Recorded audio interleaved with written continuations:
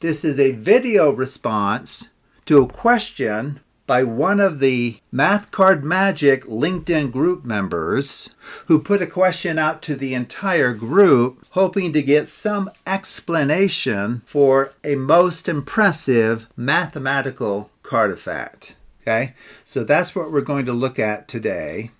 So let me just go down to the post here so you can see what it is. Okay, so here's John. He states, hoping to get help understanding this excerpt of an incredible card effect featuring Diamond Jim Tyler and hosted by Brian Brushwood on his channel, and the link to the channels here. It absolutely has to be mathematical, but at the same time it seems so impossible.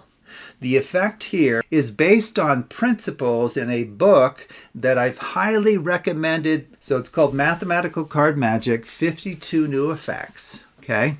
And I truly do recommend that you pick up this book. It's a must read if you really are serious about learning mathematical card magic. But I do also need to share with the LinkedIn group members that one of the reasons John was not able to make sense of the explanation here in this text that I've recommended, it's because there is a couple of typos that unless you correct them, you really won't be able to work through the proof. So after we watch the presentation, we'll come back and we'll take a look at, okay, what are these corrections that need to be made to be able to make sense of the principle that drives the performance shown in the video that we will now watch. Diamond Jim Tyler, blow our minds. Go, sir. All right. And are you a shuffler? If you would, give them a mix. Shuffle them up a little bit. Just, I didn't prearrange anything. Now, if you would, Ted, I want you to cut them into 3 approximately equal stacks. Okay. Awesome. And I'd like each of you to take a stack of cards. Whichever one they want? Yeah, it doesn't matter. Oh, look at that. And I'd like you to each go through and pull out a card at random. But remember that card. Remember the number and the suit of that card. I'm not going to look. I'm going to hide my eyes. So I don't want to see it either. But then guess what? Set it in front of you? Set it right in front of you on the table. There you go. Now remember your card and just place the other cards on top of it. Just so in case the cards are marked, there's no way I can see the backs. Awesome. They're not, but you can borrow the deck of cards. Put them in a line right there. Now, there's you each probably have about 10 to 15 cards in your hand. I don't know how many. So I want you to pick up your stack, and you're each going to think of a number between 10 and 15. It's your own secret number. So think of a number now. You got one, Monica? Pick up your stack. You got one, David? And we're going to look away, and each of you are going to count that many cards onto the table in just a moment when I look away. Now, if you run out of cards before you hit your number, that's okay. All right, here, I'll hide my eyes, too. In case you think I'm like a secret conspirator for Diamond Jim Tyler. Now, the cards that you have left in your hand, just put those on top of the others. Excellent. Done. Okay. So let's see. We're going to randomize this. Here, you take these, and here we'll do this. You take those, and do the same thing. Whatever your secret number is, pick up the cards and deal that secret number onto the table. Again, I'm not going to look I am going to look this time. Yeah. I'm a voyeur. And people think you count. Like There's no way you can count. But when they finish, they have to put the cards on top, put right? the other cards right on top. Yeah, there you go. Got it. Let's see. Let's do this just one more time. Here, why don't you? And do it one last time. Count your secret number. Now, you guys remember you shuffle the cards. You each picked a card at random. Mm-hmm. You counted your own secret number. We mixed them up all random. Nobody knows where those cards are right now. What was your card again? King of clubs. King of clubs. Red heart ace. King of clubs. Turn over the king of clubs. Shut up. Turn over the red heart ace. Shut up. And with the 3 of clubs, turn it over. Boom, boom, boom. Seriously.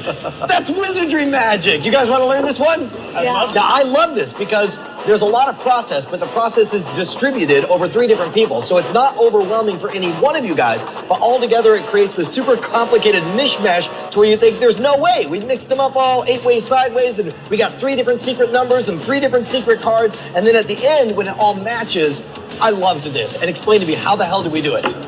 Well, it's based on Jim Steinmeier's non-card trick. Right, which we taught as the spelling bee like over 150 episodes ago. Yeah. But this is like it on steroids. Yeah, totally. So it's really great. So they use their own card. Doesn't have to be a full deck.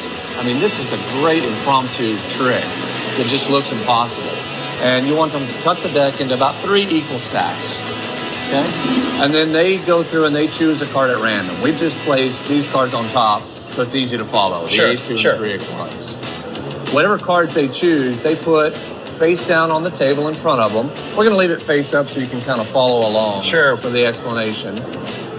And the motivation for this is I tell them I don't want to see what the card is in case it's marked on the back. Right. So that's the reason that they bury it amongst the others. And then they each think of their own secret number. And let's just say, and you tell them to pick a number between about 10 and 15. About 10 and 20 will work, but just to be safe, 10 and 15 is a good. And the number does matter. Yeah, it can't be below 10 because the cards have to go through a complete rotation, a cycle. Right. So let's just say your number's 10, your number's 11, and your number's 12. So count down 10, you count down 11, and you count down 12.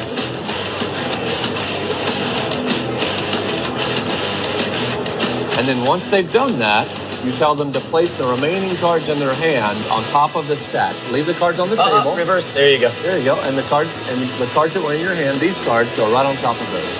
Perfect. Now, think of this as pile A, B, and C. Yeah, let's actually pull this back right here so we can get a good visual on this. In fact, I think of it in a line. I think that's the best way if you think about it as a line with A, B, and C all together. I mean, you were doing the advanced version where it's all spread around the table, but I think it's easier to think of outside and inside and that kind of thing. Okay. So now, think of this as A, B, and C. Mm-hmm. You switch piles, A and C, and then I switch with the new A pile with a B pile.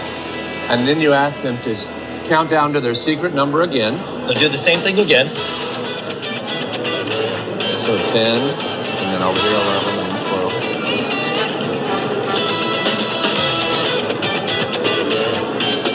And so now I switch piles B and C. All right. And then piles B and A. And then you ask them to count down one last time to their secret number. So literally the third time is the charm on this. This is what makes the magic happen. And it sits right on top. Those go on top. Sits right on top. So now you ask them to name their cards out loud. And I think it is important that they say in advance what you want to find out what the cards is. Because when you deal with people at the bar, those are the jerks who are going to be like, oh, that wasn't my card. And then later they're like, well, it totally was my card, but I showed it to that magician guy. Right. So you get them to say in advance in front of everyone, and then you turn it over and you show that it exactly matches. Right. Dude, how simple is that? Do you guys remember the steps? David, do you think you have what it takes to go through it and show it for us?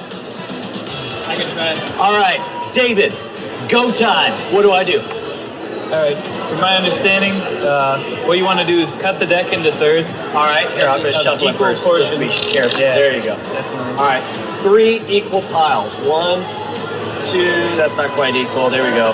3 equal piles. Got it. Now, each of you take one. Take a pack. Got it. Doesn't matter which one. What should I do? You want to pick out a card, and don't tell me what it is. Put it face down on the table. Yep. Like that. And then put the other cards on top. Done. Now I want you all to pick secret numbers between 10 and 15. I got it. Okay. Don't tell me what it is, and I want you to count out that number onto the table and put the rest of the cards on top. Done.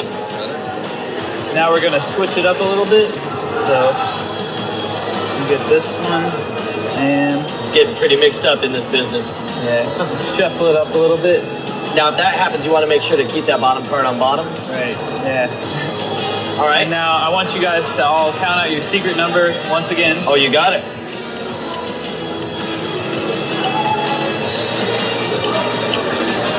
Boom. And we're gonna shuffle it up once more. Nicely done. Man, this is some crazy mixed up deck business. And so I am unprepared for the level of mixiness here. What next? so count it out once more.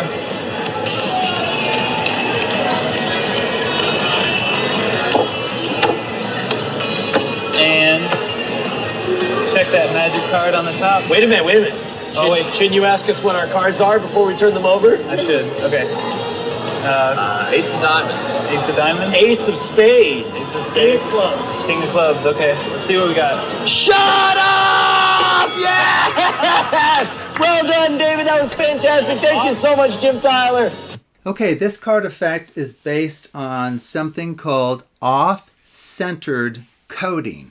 Okay? And this principle will apply to each of those three piles separately. Okay? So if you want to just focus on one of the piles at a time, that would be just fine.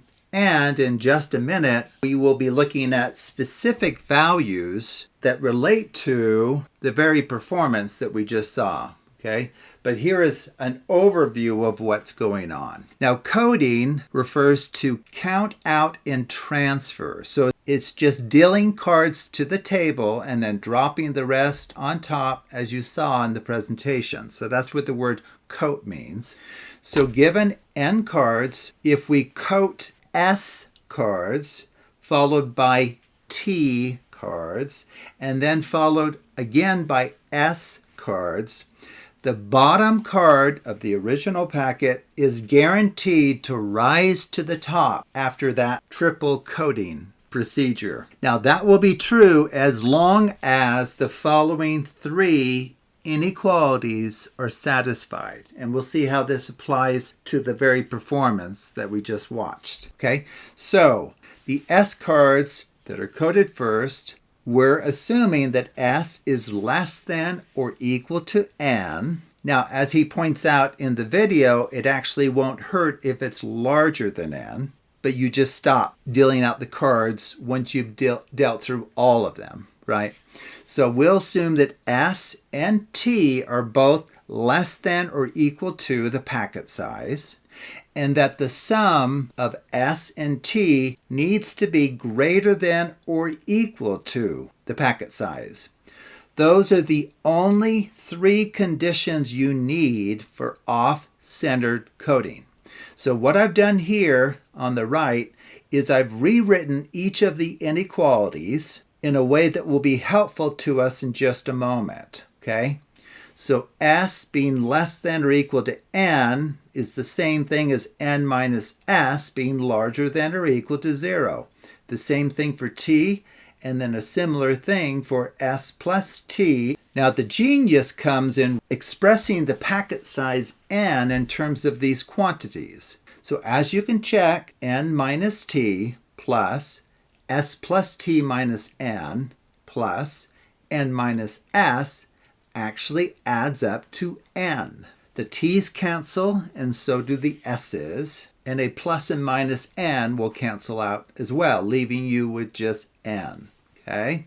Moreover, each part here is guaranteed to be non-negative because of our inequalities over here. Now, it's important to realize that the first two terms right here add up to S. If you combine those, you get exactly S. The last two terms, when added, give you T. Okay? So when we count out S cards, we'll actually be going through all of the cards in these first two expressions. And when we count out T, it will involve cards described by the last two expressions here.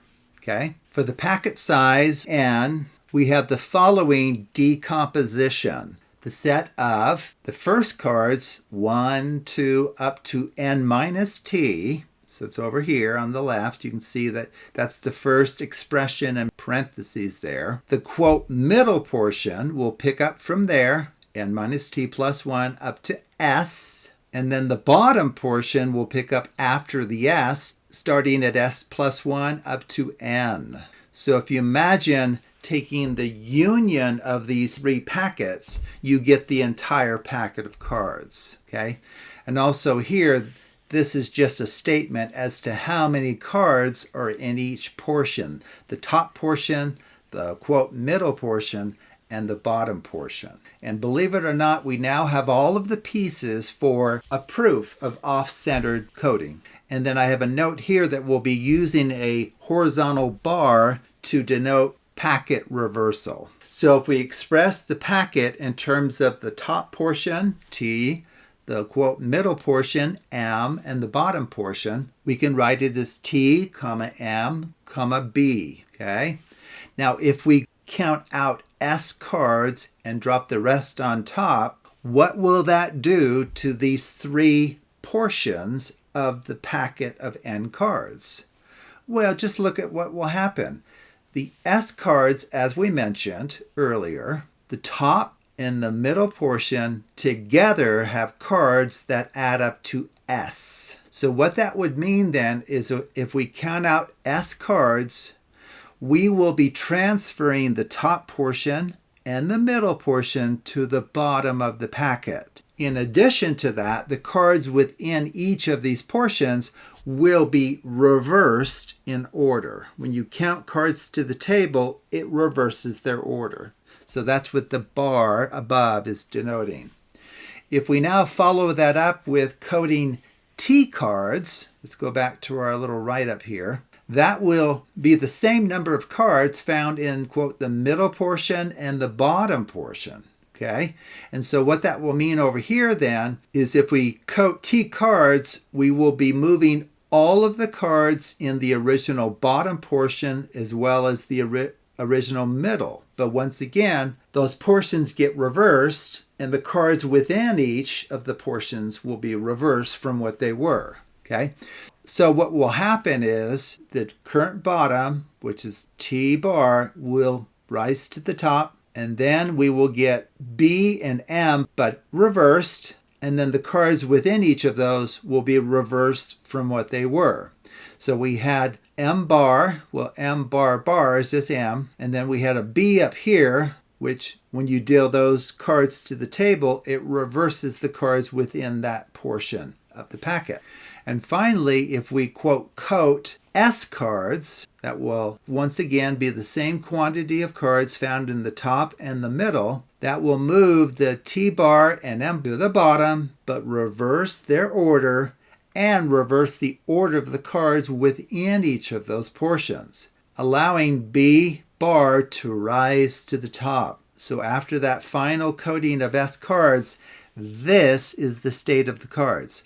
It's the original bottom portion of the packet of N minus S cards, but in reverse order, followed by the original middle portion of the packet, and those cards have been reversed from their original order. And then the top portion of the original packet will be at the bottom, but those cards will not be reversed in order. And so that shows us here that coding S followed by T followed by S is guaranteed at the very least to move the bottommost card in the original packet of N cards to the top. Now, it's going to move even more cards from the bottom to the top, and that will be determined by the size of the coding of T cards. So the size of T will decide how many cards have now been moved to the top, but in reverse order, okay? But this particular performance only takes advantage of the fact that the original bottom card moves to the top, okay? And so if this is applied to each one of the packets individually, that would explain why the effect works, as long as the conditions that we mentioned earlier are met, namely these inequalities here. Okay, so we'll take a look at that in just a moment and show you that those inequalities are satisfied just fine for a deck of 52 cards that has been broken up into approximately 3 portions. Okay, but I thought we also better take a moment and look at our correction in the text that was causing issues for John and maybe others as well who are trying to make sense of the proof here. So on page 108 in the book, you'll find this listing of the values that are found in the top portion, the middle, and the bottom. okay? So what I've done here is I've highlighted green quantities and operations that need to be deleted. So for M, it should go from this bottom quantity, ... up to S. So as you can see over here, you go up to S and you stop. So this plus T minus N, not sure how it got there, but that's not supposed to be there. You will not be able to make sense of this proof if you leave it there, okay? And then once we've corrected that, if the middle portion stops at the card marked by S, or in the S position, that means the bottom portion picks up there at S plus 1, okay? So that's what we have over here for the bottom portion. It's S plus 1, okay?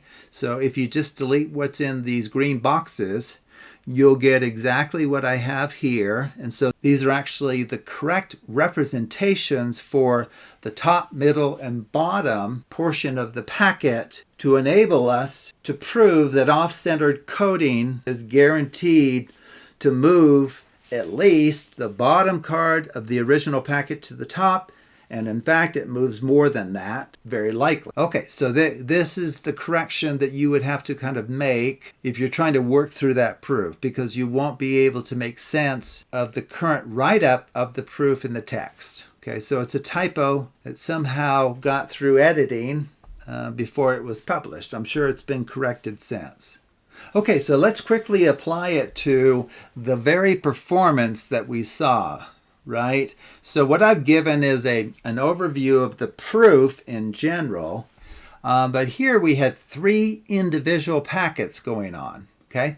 So if you let N1 represent the number of cards in the first spectator's packet, N2 represent the number of cards in the second spectator's packet, and then N3 the number of cards in the third spectator's packet, and then we'll have S1, S2, S3 represent the secret number for first, second, and third spectators. Okay. Now the assumptions that we're working under, which will be sufficient here to apply off-centered coding, is the fact that these 3 packets of cards have almost certainly somewhere between 10 to 20 cards in them, okay? Now, if clearly the packets are very different when you break the deck up into 3 portions, just try to even them out a little bit better. But it's not too difficult to have at least 10 in each of those and avoid having more than 20. I mean, 20 is almost half the deck, okay? So each packet, we'll assume, has somewhere between 10 and 20 cards, reasonable assumption. We've asked the spectator to choose a secret number between 10 and 15. Okay, so that's going to be the case.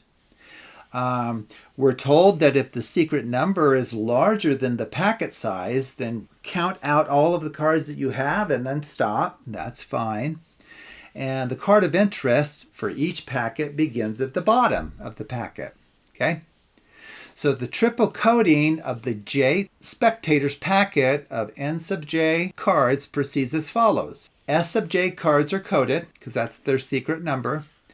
And then, if you remember, the packets were randomized. They were moved essentially to a new spectator.